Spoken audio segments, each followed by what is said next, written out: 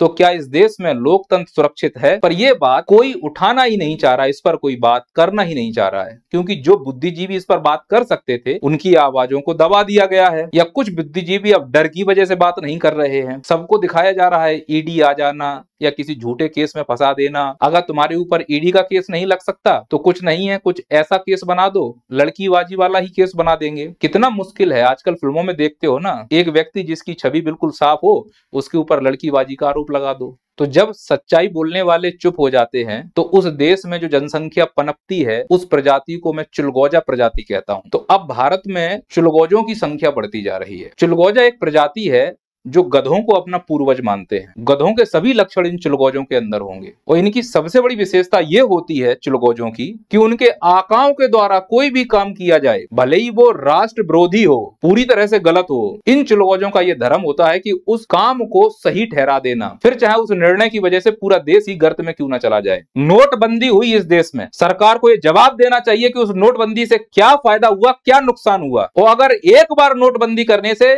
माननीय प्रधानमंत्री मोदी जी ने कहा था मुझे 50 दिन का मौका दो, अगर मेरी नियत में कोई खोट निकले तो मुझे चौराहे पर आकर सजा देना, मैं चौराहे पर खड़ा हो जाऊंगा आकर। कहां गए वो प्रधानमंत्री जी के वादे? मुझे तो पूरी तरह से खोट दिख रही है। अर्थव्यवस्था चरमरा गई है जब से ये नोटबंदी हुई है, और अगर इसमें कोई कमी नहीं होती तो लोग लाइन में नहीं लगते। जल्दबाजी में लिया गया निर्णय था ये। और अगर नोटबंदी इतना ऐतिहासिक फैसला था तो माननीय प्रधानमंत्री मोदी जी किसी भी रैली में नोटबंदी का जिक्र करने से नहीं चूकते। जिस प्रकार से वो राम मंदिर का जिक्र करने से नहीं चूकते, 370 का जिक्र करने से नहीं चूकते, एयर स्ट्राइक का जिक्र करने से नहीं चूकते, वैसे ही नोटबंदी का जिक्र करने से नहीं चूकते आप, क्योंकि वो निर्णय आपका गलत था। अब चुलगौजों का धर्म है उस गलत निर्णय को सही ठहराना। ये चुलगौजे आपको न्यूज एंकर के रूप में मिलेंगे, या गली मोहल्ले में युवा नेताओं के रूप में इनकी पहचान की जा सकती है। और अगर ये नोटबंदी का निर्णय सही था तो वापस से 2000 के नोट, गुलाबी नोट क्यों बंद किए गए? और मेरा प्रश्न तो ये है माननीय प्रधानमंत्री मोदी जी से कि जब 2016 में नोटबंदी हुई तो आपने आकर बोला था 8 बजे से कि रात को 12 बजे से ये लीगल टेंडर नहीं होंगे 500 और 1000 के नोट। और जब दूसरी बार नोटबंदी यानी 2000 का नोट बंद किया गया तो फिर आपने आकर जनता को संबोधन क्यों नहीं किया? अगर पहली बार शुरुआत आपने की थी तो फिर अंत भी आपको करना चाहिए था। स्पष्ट दिख रहा है कि कहीं ना कहीं आपसे गलती हुई है, नियत में खोट है। पर यह बात उठाने के लिए आपके पास प्रमाण होने चाहिए। दूसरा, अगर आप इस प्रकार की बातें करोगे तो हो सकता है ये मेरा अंतिम वीडियो हो, पर मैं थक गया हूं इस सड़े हुए सिस्टम से। जो मेरे साथ हो सकता है आप कीजिए। इन चुलगौजों को यह लगता है कि जो वर्तमान बीजेपी सरकार है ये हिंदुत्व की हितैषी है, गरीबों की हितैषी है, महिलाओं की हितैषी है। तो क्यों ना पहले इसी पर बात कर ली जाए। इलेक्टोरल बॉन्ड पर हम बात करेंगे बाद में। क्या सच में यह सरकार हिंदुत्व की हितैषी है? जब अयोध्या में राम मंदिर बना था तो हिंदू धर्म के जितने धर्म गुरु थे वो मंदिर के बाहर बैठे हुए थे, और तथाकथित नेता मंदिर के अंदर पूजा कर रहे थे। अगर ये हिंदू के हितैषी होते तो धर्म गुरुओं को मौका देते भगवान राम की पूजा करने के लिए। भगवान राम का मंदिर अधूरा था, प्राण प्रतिष्ठा कर दी गई, अब उसके ऊपर कलश बनेगा तो मजदूर उस कलश पर पैर रखेगा, वो पैर कलश पर नहीं भगवान के सिर पर माना जाएगा। हमारे भगवान का अपमान हो रहा है, कैसे बोल सकते हो कि ये हिंदू हितैषी है? और सबसे बड़ी बात कि जिस देश में छत्रपति शिवाजी महाराज हो, जिस देश में महाराणा प्रताप, राणा सांगा जैसे वीर हुए हो, उस देश में किसी से हिंदू के संरक्षण की बात करनी पड़ेगी हमको? हमें किससे डर? ये देश हिंदुस्तानियों का है, किसके संरक्षण की बात कर रहे हो? हमारे घर में घुसकर ही हमको कोई धमका दे, ऐसा हो सकता है क्या? नहीं, ये माहौल बनाया जा रहा है, ये माहौल बनाया जा रहा है। ना हम तब दबे थे ना हम अब दबेंगे। लेकिन मैं स्पष्ट बोलता हूं कि ये सरकार हिंदू का चोला उड़कर केवल अपनी राजनीति कर रही है, नहीं तो इन धर्म गुरुओं का अपमान नहीं होता। कुछ लोग जो बोलेंगे कि ये सरकार युवाओं के लिए काम कर रही है। अरे मोदी जी ने कहा था 2 करोड़ रोजगार देंगे, फिर बाद में मोदी जी ने उस तिहाड़ी को इंटरव्यू देते हुए कहा था कि क्या आप पकोड़े तलने को रोजगार नहीं मानेंगे?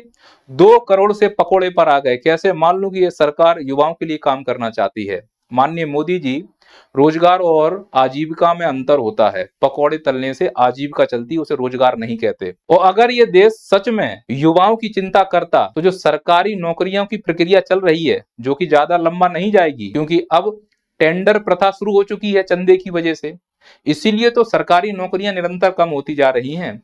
और प्राइवेट में नौकरियां कैसे निकलती हैं वो सबको मालूम है। पर जितनी भी सरकारी नौकरियां निकल रही हैं उसमें भारत का प्रत्येक युवा या तो वैकेंसी बढ़ाने के लिए धरने पे जाता है, या रिजल्ट निकालने के लिए धरने पे जाता है, या फिर पेपर लीक हो जाए इसलिए धरने पर जाता है। उसको सिर्फ और सिर्फ प्रताड़ना मिल रही है। कैसे मान लूं ये सरकार युवाओं की हितैषी है? जिस सरकार को इस देश के युवा की पीठ थपथपानी चाहिए, वही सरकार सत्ता में आने के बाद जब ये युवा अपने आवाज उठाने के लिए दर पे जाते हैं तो उनकी पीठ पर लाठियां भांज दी जाती हैं। कैसे बोल दूं कि ये सरकार युवाओं की हितैषी है। कुछ लोग अजय बोलेंगे गरीबों के कल्याण किया है। मैं मानता हूं इस बार बजट में एमपीआई के द्वारा 25 करोड़ लोगों को गरीबी से बाहर निकाला गया। मोदी जी ने कहा कि 80 करोड़ लोगों को अनाज इसलिए दे रहे हैं जिससे कि वापस वो गरीबी में ना आ जाए। मोदी जी मैं क्लियर कर दूं, 80 करोड़ जो अनाज दे रहे हो आप, उससे भुखमरी दूर होती है, गरीबी नहीं। तो 80 करोड़ अनाज का मतलब है कि भारत में 80 करोड़ लोग भुखमरी के स्तर पर हैं, जो गरीबी से भी खतरनाक स्थिति होती है। गरीबी दूर करने के लिए आप एमपीआई का इस्तेमाल कर रहे हो, जिसमें कई आयाम होते हैं। अनाज भुखमरी का सूचक है, गरीबी का नहीं। तो अगर आप 80 करोड़ लोगों को अनाज दे रहे हो तो आप ये पूरी दुनिया को बताना चाह रहे हो कि देश में गरीबी से भी बदतर हालत है भुखमरी की।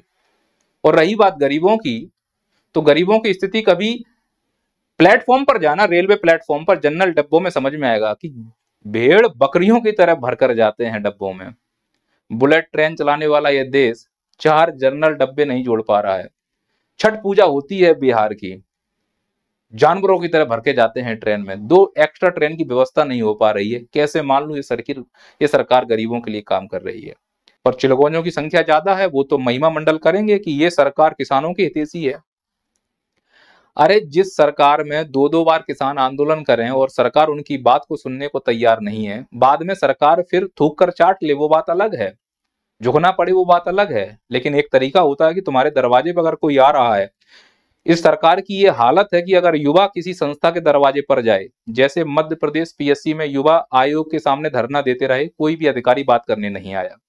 किसान भी धरना दे रहे हैं, आंदोलन कर रहे हैं, अधिकारी कोई आए बात कर ले, एक बार क्या समस्या है, अपना ज्ञापन दे दे, आप उनको कन्विंस कर लो। अगर कन्विंस नहीं कर पा रहे तो तुम इसका मतलब उनकी बातों को समझ नहीं पा रहे हो, केवल अपने मन की बात सुनाने में लगे हुए हो। ऐसी मन की बात को अचार डालेंगे अगर तुम सामने वाले मन की बात नहीं सुनना चाह रहे हो। आंदोलन पर बैठा है किसान, कैसे मान लो ये सरकार किसान की हितैषी है। अब चिलगोजे बोलेंगे नहीं ये सरकार तो महिलाओं की सुरक्षा करती है। महिलाओं की सुरक्षा? जिस सरकार में सांसद के ऊपर पहलवानों के शोषण का आरोप है, उसका बाल बांका नहीं हो रहा है, कैसे मान लूं ये सरकार महिलाओं की सुरक्षा करे? मजाक चल रहा है क्या महिलाओं के मामले में? अरे हवसी हैं ये लोग तो। बीजेपी के आईटी सेल के 3 छर्रे, इनके फोटो आप देख पा रहे हो, बड़े बड़े लोगों के साथ फोटो हैं। आईआईटी बीएचयू लड़की के साथ बलात्कार किया था, 60 दिन तक यूपी पुलिस पकड़ नहीं पाई। वो यूपी पुलिस जो रातों रात भैंस ढूंढ लाती है। वो इन हरामखोरों ने मध्य प्रदेश में प्रचार किया था, चुनाव के बाद इनको पकड़वाया गया। कैसे मान लूं ये सरकार महिलाओं की सुरक्षा के लिए काम कर रही है। बिल्किस बानो में 11 आरोपी रिहा हुए, गुजरात में इन हरामखोरों को माला पहना के स्वागत किया गया। मैं कैसे मान लूं ये सरकार महिलाओं की सुरक्षा कर रही है। इसी सरकार में ये भालू जैसा दिखने वाला हैवान, इस हरामखोरों ने बलात्कार किया है, अपने आप को धर्मगुरु बोल रहा है, ये पैरोल पर बाहर आता है वो सरकार की संरक्षण में, क्योंकि ये खड़ा होकर जहां भी बोलेगा तो इसको मानने वाले कई सारे चुलगौजे हैं, तो लगता है भगवान आ गए। भगवान बोलेंगे इसको वोट दो, इसका भी काम, सामने वाली पार्टी का भी काम। चुलगौजे बोलेंगे नहीं स्टार्टअप के लिए किया है, digital India, startup India. Startup India Bharat में पेटीएम के धड़ल्ले उड़ गए, बाइजू रोड पर आ गया। ये जो यूनिकॉर्न नई नई बनी है, अनअकैडमी या फिर ये फिजिक्स वाला, इनके भी लंबे दिन नहीं है, फेफड़े बाहर आने वाले हैं। क्योंकि इस देश में जब चंदा दो ठेका लो प्रोसेस चल रहा है, तो बड़े बड़े उद्योगपति छोटी मोटी मछलियों को पनपने ही नहीं देंगे। वो चाहते हैं कि सब काम हम ही कर लें, चड्डी बनियान से लेकर हेलीकॉप्टर हम ही बेचें, दूसरा कोई डेवलप ही ना हो पाए। सरकार भी उसके सहयोग में खड़ी हुई है। 13 मार्च को रिपोर्ट आएगी एसबीआई की, दूध का दूध पानी का पानी हो जाएगा कि किसने किसको कितना चंदा दिया है और बदले में सरकार ने उनको क्या दिया है। अगर इसमें सरकार कोई बीच में बदमाशी नहीं करती है, बदमाशी तो करेंगे, प्रकृति ही बदमाशी की है, तंड बंड करना इनका प्रमुख उद्देश्य है। अब चूंकि इनके चेहरे सामने आ रहे हैं, अब कितने सामने आएंगे वो ठीक है, ये भी हो सकता है मेरा ये अंतिम वीडियो, औकात से ज्यादा बोल रहा हूं मैं। ये लाला रामदेव भगवा कपड़ा पहनकर पूरे भारत को मूर्ख बना रहा है। सुप्रीम कोर्ट ने कहा है कि तेरे प्रोडक्ट में मिलावटी सामान है। इंसान मिलावटी है, दिखता नहीं है। ये कभी अपने को पंडित कहता है, कभी अपने आप को ओबीसी कहता है। नंबर 1 का झूठा आदमी है ये, इससे बड़ा झूठा ही नहीं हो सकता कोई। तो जिस देश में पाखंडी झूठे भगवा पहन रहे हो, भगवा का अपमान है, इसके ऊपर भगवा शोभा नहीं देना चाहिए मेरे हिसाब से। नहीं, इस देश में लोकतंत्र की रक्षा हो रही, भारत लोकतंत्र की जननी है। लोकतंत्र की रक्षा, चंडीगढ़ का चुनाव हुआ था, ये रहा लोकतंत्र का हत्यारा। क्या कर लिया इसके लिए? सरेआम इसने धांधली की, सुप्रीम कोर्ट ने फटकार लगाई, कुछ हुआ इस देश में? नहीं नहीं, ये सरकार, बोलने की स्वतंत्रता, बोलने की स्वतंत्रता है सरकार में? अरे चुलगोज हो, इनको देखो दलालों को, ये वो दलाल हैं, किसी की पार्टी हो, मान लो अभी कांग्रेस होती तो ये कांग्रेस के तलवे चाट रहे होते, बीजेपी है तो बीजेपी के तलवे चाट रहे हैं, फिर कोई पार्टी आएगी उसके इनका काम ही है तलवे चाटने। इनके जो बच्चे पल रहे हैं वो तलवे चाट के ही पल रहे हैं, ये न्यूज एंकर थोड़ा ना, ये दलाल हैं। इनसे मुझे शिकायत नहीं है, मुझे शिकायत है ऐसे लोगों से जो बुद्धिजीवी हैं, जो यूट्यूब पर बहुत अच्छा कर रहे हैं। चिलगोजे बोलते हैं कि यह सरकार पारदर्शी सरकार है, पारदर्शिता लाती है। पारदर्शिता ये क्या होता है? अभी सुप्रीम कोर्ट ने इलेक्टोरल बॉन्ड को असंवैधानिक घोषित किया है, ये बहुत बड़ा धब्बा है, क्योंकि ये सुप्रीम कोर्ट ने जो असंवैधानिक घोषित किया है, ये आर्टिकल 14 का उल्लंघन है। कई सारे इसमें परिवर्तन किए गए, संशोधन किए गए, एक्ट में बहुत सारे संशोधन किए गए, इसे एक मनी बिल की तरह पेश किया गया, राज्यसभा की अनुमति नहीं दी गई, क्योंकि धांधली करना था। मोदी जी ने दाढ़ी इसलिए बढ़ाई जिससे तिनका आ पाए दाढ़ी में तिनका है मोदी जी के। अगर मोदी जी की दाढ़ी में तिनका नहीं होता तो ये इलेक्टोरल बॉन्ड असंवैधानिक घोषित नहीं किया जाता। मोदी जी की दाढ़ी में तिनका नहीं होता तो पीएम केयर फंड का एक एक हिसाब दिया जाता। बोले नागरिकों को हिसाब नहीं देंगे, क्यों नहीं दोगे? मैंने भी 2100 रुपए दिए हैं, मुझे मालूम होना चाहिए कि तुम 2100 रुपए मेरे कहाँ खर्च करने वाले हो। चंदा मांग रहे हो जनता से, हो जनता ही को नहीं बताओगे, होशियार ज्यादा समझ रहे हो अपने आप को, तो आपके ऊपर आरोप लगना स्वाभाविक है। अरे हमाम में सब नंगे होते हैं मोदी जी। अब आप ईमानदार हैं तो प्रेस कॉन्फ्रेंस करिए, पर उसके लिए जिगर चाहिए। 10 साल में एक भी प्रेस कॉन्फ्रेंस नहीं की है, मन की बात करते हुए घूम रहे हो। दूसरों की मन की बात आप कब सुनोगे? इस देश को अगर विकसित बनाना चाहते हो 2047 तक, तो पारदर्शिता केवल किताबों में नहीं, हकीकत में होनी चाहिए। जमीन पर आकर धरातल पर काम कीजिए। पर जिस प्रकार से आपने सिस्टम बनाया हुआ है, जिसमें एक तानाशाह का लक्षण दिख रहा है, वो निश्चित तौर पर इस देश को विकसित नहीं बना सकता। हाँ, चिलगोजों के लिए विकसित हो जाए तो बात अलग है। पारदर्शिता की बात करते हो आप, जो ये सेल्फी पॉइंट बनाते घूम रहे हो सभी जगह, जब इसके लिए आरटीआई निकलवाया गया तो मालूम चला कि रेलवे स्टेशन पर जो सेल्फी पॉइंट बने उसका खर्चा रेलवे मंत्रालय उठा रहा है। क्यों भाई, ऐसा क्या विशेष है इसमें? और जहां भी आपका अखबार में फोटो, पेट्रोल पंप पे फोटो, सेल्फी पॉइंट पे फोटो, इससे अच्छा अगर आप काम कर लो धरातल पर तो दिल में फोटो आ जाएगा।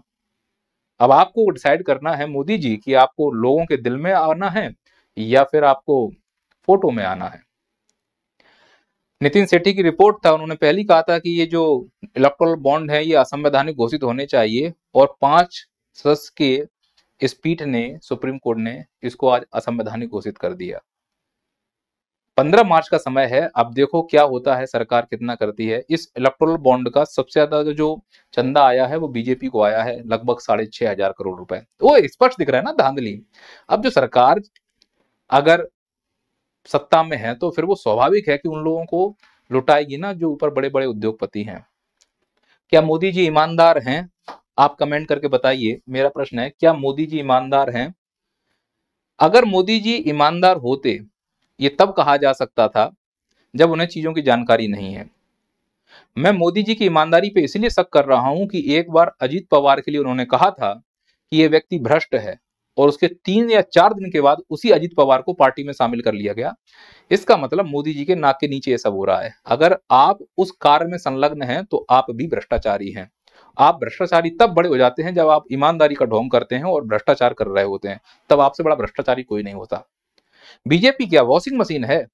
पार्टी के नेतृत्व कर रहे हो आप, अगर प्रधानमंत्री हो तो लात मार के निकालो ऐसे लोगों को, जेल में डालो। नहीं, अजीत पवार सिंचाई घोटाला बीजेपी में शामिल, एविएशन घोटाला प्रफुल्ल पटेल बीजेपी में शामिल, महाराष्ट्र सदन घोटाला छगन भुजबल बीजेपी में शामिल, हसन मुशर्रफ शुगर मिल घोटाला बीजेपी में शामिल, हाउसिंग घोटाला नारायण राणे बीजेपी में शामिल। तो मैं कैसे मान लूं मोदी जी की आप ईमानदार हो? हम में तो सब नंगे हैं, हो तो आखिरकार आप भी राजनेता। बस धर्म की अफीम चटा दी है चुलगोजों को। शुक्र है कि मैं उन चुलगोजों में शामिल नहीं हूं। यह देश मेरा भी है, अगर इस देश में कुछ गलत होगा तो मैं बोलूंगा। मैं किसी के बाप से नहीं डरूंगा।